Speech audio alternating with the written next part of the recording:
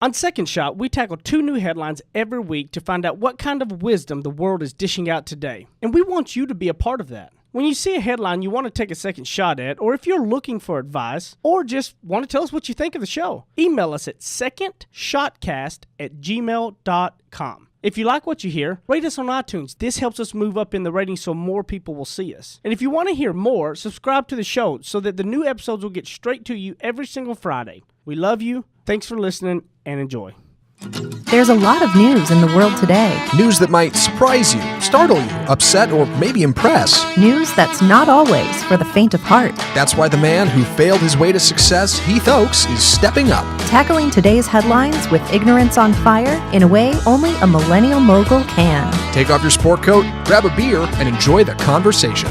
This is Second Shot with your host, Heath Oaks. Nothing is quite worse than when you realize you kind of overdo it, and then but you're halfway in the middle of something, and it's like it stinks. Oh, sure. Like yesterday, I'll get to it in a minute, but Zach, Matt in the house. Hi. How are you guys? Hello. Also, our guest is Melissa Robbins. She's a rock star that runs the office and area from Wichita Falls and Abilene and west of Fort Worth, all that kind of stuff. She basically runs all over that area. Hello. Thank you for having me. We come in to do some videos on some recruiting stuff. So I was like, hey, while we're here, let's try to get a podcast episode. She was like, what? And I'm like, it's just like me and you talking on the phone. It's okay. Yeah. I'm going to apologize in advance. Nah, it'll be great. Don't worry about it. Though I overdid it, though. I go and I'm thinking, okay, Jenny's out of town. And I was like, I've been piecing together some water park stuff for Brighton. Sure. So I go to Walmart and I buy this big water park thing, like this legit like big slip and slide thing that like a sprayer with the, I mean, this still, right? Yeah. Here's what I didn't think about. I ain't gonna really like a legit air pump. Oh. And I'm sitting there 45 minutes later, this whole contraption that I was thinking I'm just gonna blow up real quick. Yeah. Turns into a 45-minute, like, I'm about to pass out from blowing, and I go get this little air compressor and, like, makeshift, put some tape around some stuff to try to have it blowing some air for me. Yeah. But at the end of the day, we got it set up and rolling, and I really wanted to hit that slip and slide. Man, I wanted to, like, go give that a twirl, and I thought twice because there was no adult supervision there. And I was like, I may not be able to get up. Yeah, it only says ages 2 to 4 on the box, you know? Well, and I'll go at it pretty hard, and who knows what I could do. The last flag football league I was in, I ended up having hip surgery, so I'm like, I can get here and show my daughter, and I'm laid out here and can't move. Yeah. What do we, so I'm going to learn. That's the unpleasant joys of getting old. You can't overkick your coverage, but I appreciate that you're a child at heart. You wanted to do it anyway. Oh, and I will as soon as my wife or the nanny is there to make sure that, Brighton can be taken care of. So you didn't give it a shot? No. Oh, no, I will. I'm just not yet. I was trying to be an adult and know that there's a possibility I can't get up. That's very big of you. What is this? It's got to be better than the average. Because our slip and slides back in the day were like a piece of thin plastic. Oh, no, this from one's got a Bangladesh. curve in it with wow. water shooting over it. You know what's funny is I bought the same one for Beckham. Oh, yeah? And Oh, wow. the struggle to air that thing It's a up beating. is the same thing. So when I seen it on your Instagram, I started laughing. Yes. Because I A shop. I've used a shop vac in the past I because it tried. has the blower. Yeah. end, Really? Right, yeah. And Oh, so wow. you just hold it up to the nozzle and just try to force as much air down Here's in the there. problem with this one, though, is it's big enough that it should have that, but it doesn't. It has only the regular size one, so you can't use the shop back thing. Like Trust the me. mouth-sized one? Yeah, it's crazy. It should be bigger than that. Just but skimping out on the price. I'm a fan of the old school 1999 bike pump myself. Sure. Just Hey, stand there. Yep. Let Just me, do that let for me a tell you while. something. Yeah. You go stand there and pump this whole thing together with your bike pump, and then you tell me how that works out for you. I will. Now, kind of leading on that, we talking about kind of being hooked on something dumb and Ooh. kind of I got started with that and I was hooked on it and I had to finish it and I was sweating like a champ. But this next one's a pretty hilarious one. It's got to be out of Florida, right? Of course. Okay. Of course it's out of Florida. And Florida, yes. I love you. I loved my time in Florida and would Sure. go back in a heartbeat. But man, y'all got the crazy stories.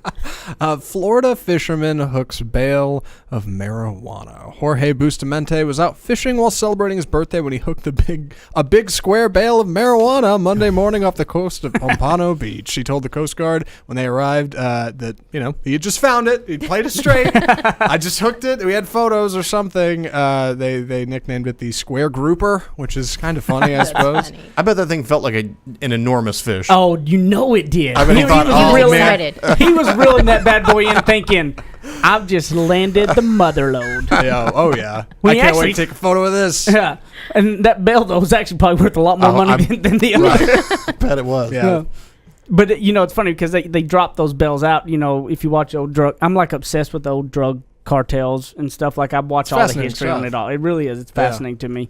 And they drop them out of the planes. Really? Yeah, that's why it's there. So that's what whenever they're coming in, they'll drop them out of the small planes, and the fishermen, the boats will come up and pick them all up out of the ocean and put them in, and they, get them to the sea. That's how they used to get them in, from Colombia, and that was with the whole plane stuff. So obviously they're still doing that, and that's why this guy hooked a bell of marijuana Right. while he was just on a little fishing trip, which I thought was great because that'd be hilarious. One minute you think you got the biggest fish ever, next thing you know, you're reeling up a big old bell of marijuana, and you got to explain to your kids what that is. Right. Silver lining could have been worse. There have been scarier things found off the coast of Florida. That's you know what very I mean? true. Yeah, it could have been worse. What's the spin on this? I guess I was kind of What's your talking angle? about in general of hooking people. Like if you're trying to sell something, if you're trying to get your point across, if you're trying to get your point of view, you're trying to attract the right people. You're at parties trying to grab people's attention. Sure. Say you're somebody that's working in some of that. How do you hook them? What's your hook? Or do you have a hook? And I think that's one of the biggest misconceptions is, people don't practice those things because they think it should just be natural. They'll I'll get this all the time. Oh, Heath, you're just a natural salesperson. No, I'm 12 years into doing this. That's not. I mean, if you would have saw me 12 years ago, I would not be able to freely, easily spit these things out like it's natural. Right. Because it's 12 years in the making of practice. Right. If I was a natural, it wouldn't have taken me 12 years to get where I am now. Exactly. I would have been there. Yes. Right. Totally. And so when you're thinking about on the personal level of stuff, people think, I'm weird at parties, right? I don't know how to really, talk to people with stuff. Practice it. Mm-hmm. Practice a hook. Practice how to grab people. Absolutely. Be yourself. Yes. Kind of how like when we first met. Yep.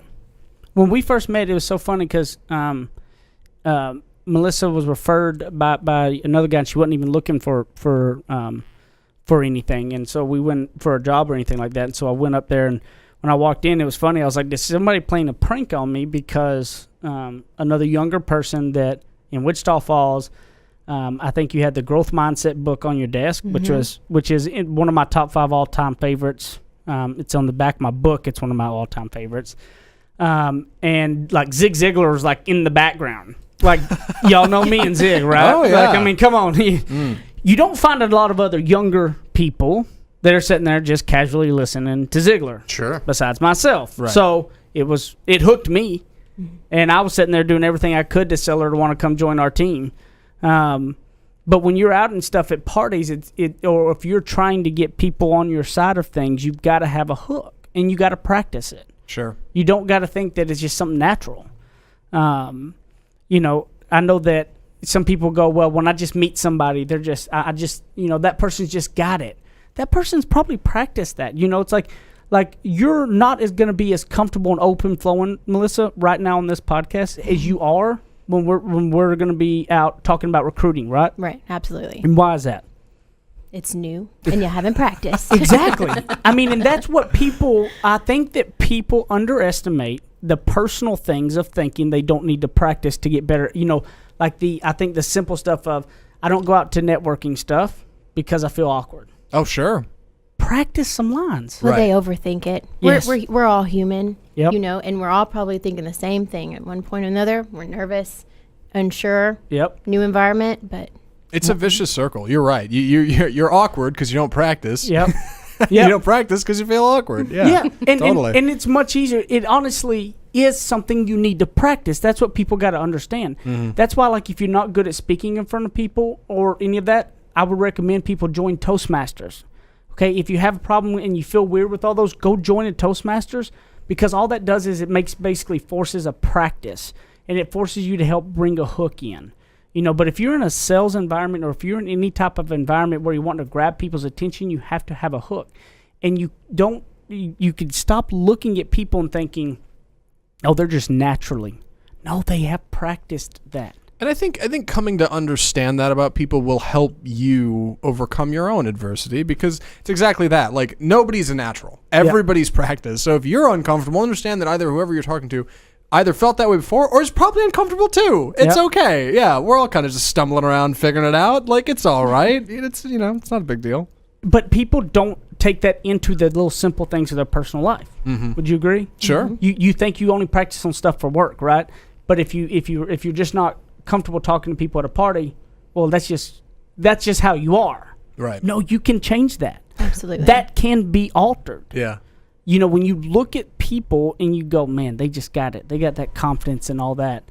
I didn't have that 10 years ago because I didn't have I have a much more I can go out into any size group, any party, and I can battle with all of them. But that didn't happen overnight. That was many, many years of being there with that oh crap look on my face because I had no idea what to say or do and trying to figure my way out of it. You've been there. Oh, for sure. And figuring that out, and I learned it whenever I left there. So I would tell you that if you're getting into those, work on your hooks, work on yourself, and understand any of your personal things can be changed as well. If you're trying to sell something, you're trying to get people's attention, you got to get a hook.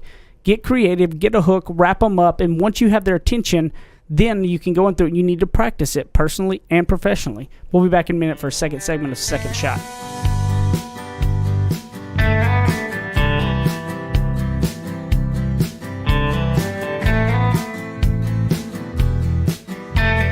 He's a suit and tie kind of guy with deep Southern roots. Heath Oaks hosts more of Second Shot coming up on RNCN. To all of my friends in the great state of Texas, if you have not taken advantage, I have a way to save you a ton of money.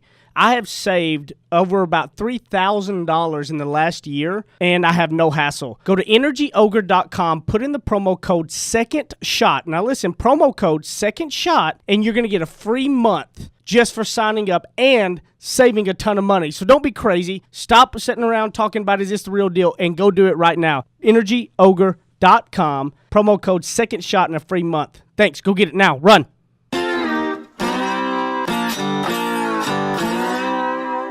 Ready? Aim. Fire. Second Shot is back for another round on RNCN. What's interesting is this next headline, I don't know, are you guys, any of y'all like a hardcore like Apple, hardcore Samsung, or is Android a Samsung? Android, Samsung, all And day. yeah, Okay, Android's, those are the same thing. Yeah. So, I, from what I can tell nowadays, really it's Apple or Android, right? Yeah, pretty much. What are y'all? I'm Apple only simply because that's where I started down the smartphone route, and I've got so much stuff tied to it. I just don't feel like You're trapped. trying to. I am. I'm absolutely trapped. I'm Apple, and if I can soapbox just for a second here, I don't like it because I don't like that they're so expensive and they're a status symbol now. But the fact is, I'm like, they can give an iPad to a 2-year-old and it knows how to use it. Like it's so intuitive, babies can figure it out. So if I need a phone to be able to email and check my Facebook account, why wouldn't I use the easiest one possible? What So about it's an you? iPhone. I'm total Android, Are you? except Good I for find you. this interesting. I love my Mac. I was about to say, I thought you were Apple because I thought you had a love Mac. my Mac, but do not like the iPhones. Oh wow. Okay, so why is, but that almost, because in the whole point of having everything link up, right? Yeah. It's just me. I like one it confused, one fluid complicated. experience. Have you had right? the iPhone before? No. Okay, so you've never had an iPhone, so you don't know what you're missing out on. I did have an I Android. didn't at like one that point. it didn't have a back button, Okay. which is weird because it's supposed to be simple. Yeah. But no back button is not simple to me. I think I have to Sure. go with Matt on mine, which is I just honestly, it was I think the first smartphone. Yeah. Actually, I had the Palm Pilot. Do you remember the Palm Pilots that had the You little would have a stencil Palm Pilot. that popped Yeah, out? sure. You know. Yeah. Like I thought I was the man. I thought I was the coolest person on the face of the earth when you Totally. put your little pin out and you poke around on it. I didn't Yep. know how to use it, but I pull the pin out now on mine. oh, Right, you have yours, a yours pen. has a stylus. Yeah, instead of grabbing some notes, pull the pin out right on my phone. Yeah, see, I can't. My handwriting is horrible with a pencil, much less a stylus on a phone. Right. It would be completely unable to read it if I did that. So, but people get heated over the Apple, Android, kind of all of that stuff. And honestly, look, I don't like the Mac stuff. I can't. I like a PC. Yep. Jenny loves her Mac and stuff, but I don't like the Mac. I Right. like my Dell PC. I dig it. And the only reason I like the iPhone because I think after the Palm Pilot was like one of the first ones I got. Yeah. And I've just said I know how to use it. I want to learn something else. Right. It's easy. Yeah. Here's my file in this folder. Here's all my programs over here. I got it. Like, Simple. it's simple. It's the same reason I like the iPhone, but in reverse. This story is about Samsung phones. Yep. Which is very exciting. Uh-oh. Samsung phone. I know. Hot take on this one. Da-da-da-da. Samsung phones are spontaneously texting users photos to random contacts without their permission. According to reports, the Messages app on a Samsung phone, just on some seemingly random users lately, has been showing photos to other people. It's been texting them, and there's no indication on the person's phone who's doing it on that you sent anything. Wow. So So you don't even know. You don't even know. Yeah, so it's until gone. right. That gets sent. It's sent that until picture. somebody texts you and says, "Why did you send me this?" and gives you a screenshot. And it's like, oh So no. how do we yeah. find out if we're on that list? Well, But you're the only one on here that's got it. So right. Well, let we me know we're not. Oh, yeah, call a little Apple bit and of get This is updates. part of getting that Apple. before anybody listening on Google Play immediately jumps out of the app to figure out if this is them. Let me tell you. All right, Galaxy S9 and S9 Plus devices are affected. They may not be the only ones affected, but currently that's where people are reporting them. You can contact Samsung at 1-800-SAMSUNG if you think yours might be an issue. For now, you can revoke your message permissions on your phone to access storage. So it can't access storage, so it won't happen. So there's a way you can turn it off, basically. So if you're paranoid and you keep a piece of tape over your webcam like the rest of us, you can get out of it. But this one's it's an interesting story, and it digs into a little bit about privacy and who can see what. But I think we have an interesting take on it. Well, my thing is first of all, I think putting the tape on the camera, like on your stuff in your house, I don't think that's a bad idea. With a lot of, and that's I may purely have because done I that don't before. want some people in my, when I'm in my bedroom or any of that, I Yep. don't want people being Yeah. the possibility. Can't risk it. It's not really trying. It's just everybody needs personal stuff. Well, Of we course. just got, it's not the Dot, but it's the Echo. It looks like a little iPad. Yeah, I took it out. It's in our bedroom. I threw it out. and good luck, because all they're going to hear is a baby crying. But I Yeah, covered it yeah. up because I was like, love it. well. No, you I threw never it out. know. I threw it out Really? when I did. Weren't having it. Well, all of a sudden, when these Facebook ads and stuff started targeting me that were not anything I'd even looked at on my phone. Yep. And Jenny and I talking in the living room, had not said Alexa or nothing, and the little ring was lighting up around it. I went, Oh, it's creepy when you see those ads pop up and you Oh, think yeah. we were just having a conversation about that. I didn't search it. I didn't yeah. go. I didn't go. I get it if I searched it on my phone because Yeah, I know sure. that is, but the conversation thing, and then when I started seeing that ring light up with it, I went, Yep. You going outside, Alexa. Well, here's the Google side of that. All you have to say is, okay, Google. How many times a day do you say okay? Yeah. You don't have to say the Google You're right. You're part. pretty close. Yeah. How many times you drop okay in the middle of the day? But here's the word we're getting to though. A lot of private is not going to be private anymore. And all of those things. Now, I hope that we always still have some. Like our bedroom can stay private. You know what I mean? But what I took on this story is more than anything that, I wouldn't, if I had that phone, I wouldn't worry about it because I don't have anything that I wouldn't want others to see in there. I'm not Right. doing some of those, and it's like in general, I would not want them being able to randomly send any pictures from it. So I want everybody to understand I'm not talking, like privacy is an issue nowadays, and the data we're collecting for these companies are worth much more than what we really get in return with it. There's stuff's going to change with all of it. But in general, worrying about stuff in your personal life coming out, the easiest fix about that is be you all the time. Right. Absolutely. Don't feel like there's anything you should be ashamed of. Yeah, And present yourself to the world in that way. Don't be two different people. Right. And it kind of ties into the last story. You never know where you're going to be, and you're going to run into someone, and just always be true to yourself because, you shouldn't have anything to hide. Right, and I get the idea of having different groups of people in your life because I sure. looked at the story and I thought the same thing. I was like, there's a stupid photo of something that I probably sent to a friend that if it got sent to my mom, she'd be confused. Yes. But I would explain, oh yeah, I sent that to my friend, and she'd go, yep, that's Zach. That makes sense. Yes. That's who he is. That's not too out of place. But like a picture of Zach with a crack pop in his hand, throwing up a gang sign. if I had a but Samsung phone, I'd be real concerned right now. Yeah, that would throw your mom off a little bit, wouldn't A it? little bit, Yeah. yeah. It'd be difficult for me to explain away, I think. And this has hit me more so, Melissa, you've been a mom and you've been a parent longer than I have, and it hit me even so much harder when I was writing my book, and I thought about those times of that I stopped myself in my going down paths because of stuff my dad had done growing up. And when I asked my dad about those stories, he doesn't even remember any of them. Mm-hmm. You know, right. It wasn't him doing something, teaching a lesson. It was the walk my dad walked. Subconsciously, you don't even notice. That's just who he was. So it wasn't, he doesn't recall any of them, but it obviously made a lasting impact on me. Right. And I think about it with my daughter, and you that's where it more so comes in, that you go, man, she does everything. I mean, if I go over there and wipe up something off the floor, I come back around and she's got her blanket trying to wipe it up, like she's just mocking, and you think about it and go, how important it is to be you all the time. So like, think about the message your kids or your team, if you're leading a team and you're behind the door, you're this person, but then out there you trying to make a flip switch, and how hard it is to keep up with all that. Mm-hmm. Why not just be you and own it? Absolutely. And what's crazy is I remember when Beckham was 2, turned 2, and I was reading a book, and I highlight things. I'm weird about highlighting in my books.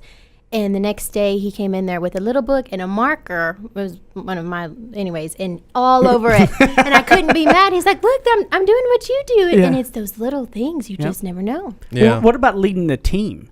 Oh, you know, so when you're important. trying to lead sales team and stuff, and you want to talk about being consistent, but you're not consistent. Mm-hmm. You know, like you try to lay down a law of turning this in, doing that, and that you're not doing that, right? Like, I mean, you can't be inconsistent in with that. Now, I will say, there's a time that happens that you could feel like a fraud if you're trying to change who you are. You know, because it's hard to be. If you consistently tell yourself a message of who you are, it's hard to inconsistently be that person if you continually to focus on it. But I would say, I mean, I'm, you know, if it's much easier just being you. Absolutely. You know, not trying to be somebody for somebody else. Like we talked about it a long time ago about some people want to be in that crowd, so they try to change who they are to be in that crowd, try to fit in, right? When the crowd, it's like, why do you don't be in where you don't want to be when you're not wanting, or it's not easier for you. It's not that deal. You know, it's if you are who you are behind the closed doors, you are out in the street, then it can be. It's a very simple thing. You don't have, you know, how much head space are you taking up by the lies you're having to cover up to be, because you're trying to be somebody you're not. And then you're going to confuse everyone, and right. good luck having and inevitably, like, it's never really, I don't think it's ever really worth it, right? No. Like, why do something you don't want to do? What do you stand to gain from that? Yes. Like, it doesn't, people are goofy, I guess. I don't know. But it does make things much easier when you are just who you are behind the scenes as you are in front of the scenes. Mm-hmm. It'll take time. If you're somebody who is struggling with those two things, you may feel like frauds at times going through it, but you got to continue to tell yourself who you want to be in order to keep striving for it. But stop living the double thing. If you're somebody out there that struggles with a depression thing, and you're hiding that behind the door, you need to come out and open up that you're struggling with it, because what's going to happen is you're going to welcome the group of people that can help support you and pick you up to get through that, that you're not willing to put out there right now. But if you would just open it up and tell that, you know, instead of hiding it, you would be amazed at the people that could come out from the woodworks that could be your support group to help pick you up off of the table when that happens, versus trying to hide those things that you have. And it'll be amazed how much better it'll feel just getting it off. Yeah. And it's so interesting that you don't need to be afraid of change. Yep. And it actually, it's happened in my life recently. I've noticed I'm attracted to different things than I used to be, or maybe I am changing as a person, and it kind of scares me a little bit, but it's for the better. You know, you get wiser with age. Yes. And That's right. here it comes. It never changes. It never fails. We're going to get to know Melissa a little bit more in the third segment of Second Shot, coming right back.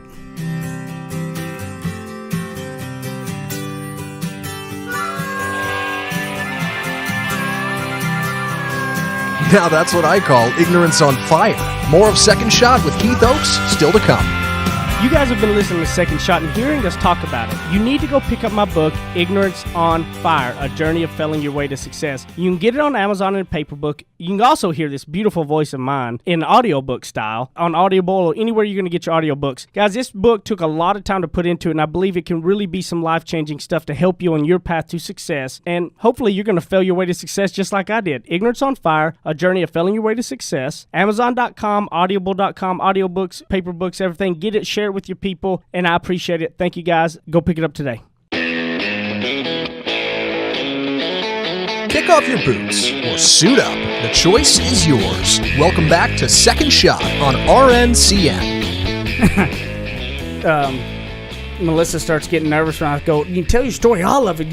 She's like, you sure? Like, all of it? It's like, getting like nervous. I'm like, yeah, to help people, and a reminder for people that I'm going to continue to shame you, that if you continue to be one of the ones that listen and you don't go leave us a rating review wherever you listen at it, I'm going to continue to shame you, so go do it. Next is you can send us email, secondshotcast@gmail.com. And then the newly announced that was just talked about is our Second Shot Facebook group. It's a closed group. You have to answer a question and be accepted. The goal is to keep this. Melissa, we have such a great community of people that the emails we get to the different correspondence of people that are all looking for the same thing in the same group of people of wanting to be better, wanting to be positive, wanting to be around those. So we want to create this closed group of people that could help uplift each other. Everybody could share their own Second Shot, articles and laugh about it. And also joining that community is going to be a whole bunch of good people. So like if you go, I need a designer logo person, somebody in there probably will end up have a really good, strong review for them. So the Second Shot, if you search for that group on Facebook, you can go in there and you got to ask a question. It's a closed group, only members allowed. But we're going to be doing a lot of cool stuff that you won't get on the show that you may get there too. That we may be posting as well. So Melissa here is one of the. She's been, I guess, what has been 2 years, 2.5 years or so, and super blessed. I told Mike one day. I said, I continue to find easily like the rock stars like fall in our laps in all the rural areas, where I'm from, East Texas out to whatever, but like the rock stars just don't fall in the lap in 7 million people right here in this area. And it's so funny because I was introduced to Melissa from a mutual contact we both knew. She wasn't really looking for anything, but he told me she was great, and I was like, sure, everybody says somebody's great. And went up there and I met her, and like I said, she had Ziegler in the background, and she had the Growth Mindset book on her desk, and I'm like, what will it take to get you on this team? Yeah. And it took a month and a half or so of me trying to talk her into it, and she finally came on board with no experience in the employee benefits area. Complete different world. Completely different world. Everything different, making the change, and she's blew it up and done great ever since then. On top of having a second child in the middle of it all. So, this girl can do it all. I want you to kind of tell your story and kind of share where you're from. We come from similar situations, from little bitty small town, everything. So I'll let you tell it. Well, I am from Quanah, Texas. Graduated with 30 people. So. I had less. Whoa. But she's 30. 29, right? 22. 22, okay. I had 776 people in my class, so just a little bit of perspective. Lost. That's why I'm on this side of the table, and you guys are on that side of the table. It's fine. It's fine. Quanah, Texas. Sorry, I didn't mean to jump in. No, you're fine. So Quanah, Texas. Did well in high school. Mom wanted me to go off to college, do well. My mom is an amazing person, vice president of a bank. My dad makes pretty good money, and I was raised the right way, right? So I went to college, and then I switched. Where'd you go, Tech? I went to MSU, yep. And then I went to Lubbock, and I actually walked across that stage. Funny story. I don't think you know this. I walked across that stage to get my diploma. Family came down, so excited. The next week, I got a call and a letter, and my mom got the letter too, saying, you failed algebra. You do not get your diploma. Whoa. Oh. So you actually walked the stage? So I walked the stage, and I didn't get a diploma. And because of one class? One class. That teacher, I tell you. But no, it was completely my fault. I Have you I'll ever take gone the back word and for it. taken that class? No, and everyone tells me, just do it online. Mary, she says, my mom will do it for you. I'm like, okay. It's like defensive driving. No, I'm kidding. Nobody does that. Yeah. So anyways, I did not go back to school, and I ended up getting pregnant, and I was not married. It's going through a rough time. You know, I love my family. Were you living in Lubbock? No, I moved back to Wichita. Because Quanah's close to Wichita Falls. Yes. And I was pregnant. I was not married. And, you know. How old were you? 21. 21. And my husband now, we're happily married and have 2 kids. But at the time, you know, he'd just gone through a divorce. I'm telling you, I'm letting the cats out of the bag here. But anyways, he'd just gone through a divorce. So within a month of that, I was pregnant, and we were in an apartment. We were about to get kicked out of our apartment, and we had a vehicle repossessed. Yeah. And I hit the bottom. And I remember going on Indeed, crying, apply. And how I do our interviews, you know, now with Colonial Life, I like to tell everyone, hey, I've been in your shoes. Yeah. I get it. I've applied for every position and didn't know what I was applying for. This man in Oklahoma. It's not like you were in a massive market. No. You know, reception, $10 an hour is the best I could do. I didn't have a background. And this gentleman from Oklahoma contacted me, said, come interview. And I was thinking, oh, insurance, sales, talking. No, that's not me at all. I was very shy. I was not, you know, to be in the crowd person. And anyways, I paid, you know, the money to get my test and everything, had to borrow the money for that. And I went to meet with him. He handed me a stack of insurance companies. He said, okay, go home and study tonight. We'll meet tomorrow. So I went home and, you know, kind of studied. I'm not going to lie. Yeah. The next day I went to meet him, and he was not there. He was gone. And I was kind of upset, to say in the least. I'd spent all this money. So you came on board with this company, and this guy's gone. He's gone. And I drove all the way back to Wichita. Remember, I didn't even have money for gas. It was tough. And I was like, oh, I guess I'm going to get the reception job. How old was your baby? Understand this. Or were you pregnant? I was still pregnant. Yeah. And so, you know, I was so frustrated. Anyways, he was gone for a week. Missing, no one knew. I'd pretty much given up on it. I was like, this is how it's going to be. I'm done. Ghost on you. Regular Jimmy Hoffa. Yeah. Way to start off. And so no one was going to hire you when you're pregnant. It was terrible, and that was just the way it was. So I got that top insurance company. I studied it day and night, and I decided, okay, I'm going to go to Lawton, Oklahoma, and I'm going to go door-to-door sales. Yep. Well, I don't know. Lawton's not the best area, and I was knocking on doors pregnant, and this lady let me in. She's like, what in the world are you doing? And she said, come in. I'm cooking dinner. Long story short, she was a stay-at-home mom. Mm-hmm. The husband was the only source of income, and they had 4 children. And she's like, what are you selling? I'm like, life insurance. Yeah. And she said, okay, well, we want some. We don't know where to go, what kind to get, how much it costs. I sold both of them $1 million term policies. Left. I was super excited. It was my first sale. I was like, I made can some do money. this. Yeah, I got some this. gas. Yeah, I got some gas. Maybe get a car back. Yeah. Anyways, it was a little over 6 months later, she ended up calling me and crying, just terrible. And he had passed away in a freak accident. Wow. And that's kind of what changed my mindset in my life, because she was able to stay in her home and keep food on the table for the kids. And, you know, I was thinking, okay. Because she didn't have that insurance policy. Right. They didn't have any life insurance at that point. I mean, that would have been a completely different life for that kid and family. Mm-hmm. And, you know, I was going to school back when to be a physical therapist, and I wanted to help people. And so it kind of lit a light bulb. Oh, I can help people. Yeah. So it isn't just making money. I can make money, and it's the best of both worlds. So anyways, I switched to a different company, was running all of Southern Oklahoma, had a huge team, and then we kind of found each other, and you and Marisol had to come down, and I've never regretted a decision since. Now we can help people in bulks, go to a business and help 100 people instead of door-to-door knocking. So, you know, if you're ever in that slump like I was, I hit the bottom. Yep. You know, you can absolutely do it. Don't you agree with me? You never really know what you're made of till you hit that. Oh, for sure. You know what I mean? It takes that. Sometimes. Like if somebody would have told you a year before, this is a situation you're going to be in, before you were in it, you would have said, I could never make it through that. Mm-hmm. Right? Like when people that come on to do 100% commission sales stuff, like I go, it's amazing to me, once something's lit and stuff, you think, there's no way I could ever do that. I could never make it through those times. I literally can't, you know, I need that income. It's amazing how some way, somehow, something happens that comes through and you just don't know what you're capable of till you're there. And I wouldn't be here if I wouldn't have felt, all these things. Failing my way to success is what really made me dig deep and find that passion. And yeah, I mean, and you got to think about it. It's what I like to talk about more than anything is always trying to get people out of being the stats, right? Like me being the kid who I didn't even go to barely any college.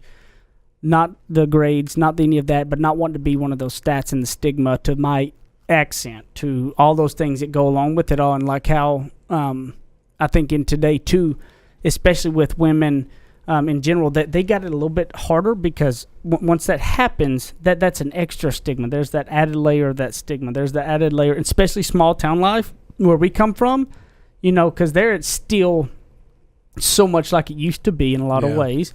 It's like a double whammy. You want to talk about lots of extra weighing on top of you, but then you stick through it. And like I said, I've met her. Her family and her husband's awesome, and they obviously doing much better now. Yes, and I want to add, just because maybe you're from a small town or you may not be surrounded by the positive people and the people who want to push to do better, go out and find it, because you're not limited. And it took time too, right? I mean, it was like, it's you got to have faith that comes in the end. I mean, you just as soon as you started doing a little bit well, you just didn't, all of a sudden you weren't in the perfect spot you wanted to be in. That's why you were even searching in a slightly way to where you leaded us together for our paths to cross, which I hope you feel like you got better people around you now. Absolutely. But it's one of those that, and it's funny, Zach. You know how many people that we'll deal with that will come up with the excuses of, truck broke down, grandmas that have died 4 times. That happens, yes. I swear. I mean, the excuses that people give why they can't get something done or they're not in it, right? They don't show up. They don't do any of this, right? And this girl right here had her second baby in February, and in the first quarter was her biggest quarter she'd ever had. Wow. Yeah, that week, actually. Yeah, that week that she had her baby, literally. Wow. I mean, and you know what I mean? Like, let's talk about some excuses. Yeah, I'm sure. That's certainly a number of issues that could have gotten in the way of that, but clearly didn't let it stop you. But if you let it get in the way, it's going to. Yeah, absolutely. Wow. So Melissa, we're proud to have her on the team, and she's one of those ones that is just rising up and killing it, her and her whole team. She's done, literally our paths are so similar, it's unreal, because small town and bringing the friends along, some of the people she grew up with, she's brought on board that are in it with her. I brought some people I grew up with forever with me, and it's a fun deal, and it ain't gonna be nothing but a lot more fun. But maybe you can tell them, was there anywhere they can look you up on social media? Absolutely. I have my private Facebook page is Melissa Robbins, or Melissa Robbins at Colonial Life of Wichita Falls. And LinkedIn and all that? Yes. I'm gonna boldly assume we're gonna find you, Melissa, on the Second Shot Facebook group, of course. Yes, You'll make an appearance and on over those there. ratings. Yeah. Yes. There you go. Come check it out. Yes, you can find me at Apple Zackintosh, and I'll be hanging out in the Facebook group a little bit. I've been on vacation. I'm coming back. I'm gonna make comments. It's gonna be great. I'll be there. That's what I'm talking about. Second Shot Group. The Second Shot Group. SecondShotcast@gmail.com for any email. At Ignorance on Fire at Heath Oaks. We love y'all, and we'll see you next time on the segment of Second Shot.